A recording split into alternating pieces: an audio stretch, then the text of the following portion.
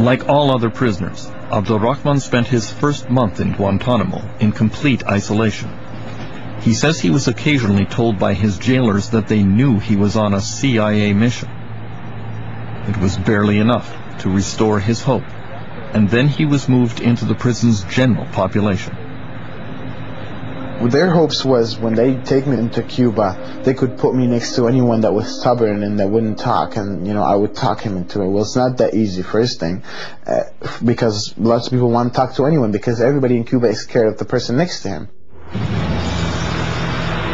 By this time, Camp X-Ray had been replaced by the newly constructed Camp Delta, which was designed to be more comfortable and secure.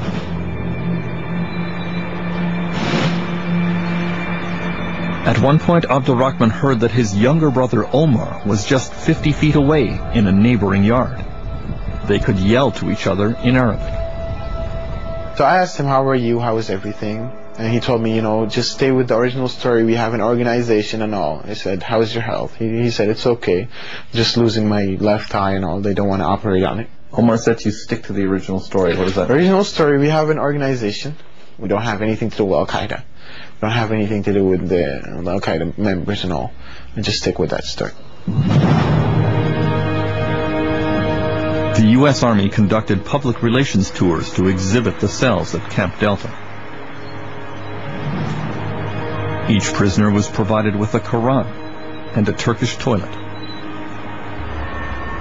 Despite the more comfortable conditions, suicide attempts by the prisoners became a common occurrence. Abdulrahman says that he once came close to that himself and demanded to be removed from the prison population. After 3 months of being in general population, I just couldn't take it anymore. I said, you know what, you have to move me out of here now.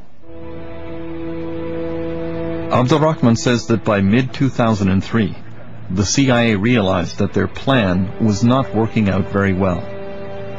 They agreed to remove him from the prison population, even though he was now talking to other prisoners, and transfer him to more luxurious quarters. Normal rooms split into half. Half of it is a bedroom and a bathroom, and the other half is a living room and a kitchen and TV. And they moved me into this room. I was kept in this room for 5 months. During that period, they had people, psychiatrists come to see me, doctors, a lot of people from the CIA. Abdulrahman says that once he was released from the detention area, the CIA and the military people he dealt with were very nice to him. He says that one day they even took him down to the beach, where no other inmate was ever allowed, for a swim and a barbecue. He says he told them it had been a huge mistake for the U.S. military to offer large cash rewards for the capture of Al-Qaeda suspects, because the vast majority of the inmates in Guantanamo didn't belong there. There's only like a 10% are the people that are really dangerous, that should be there.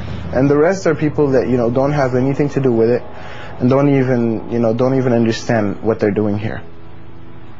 One story, the famous story I remember, two actually. One is the father that was brought by his own son. The son gave him a gun, and we took him up to an American base and gave him up there, and took $5,000 for him.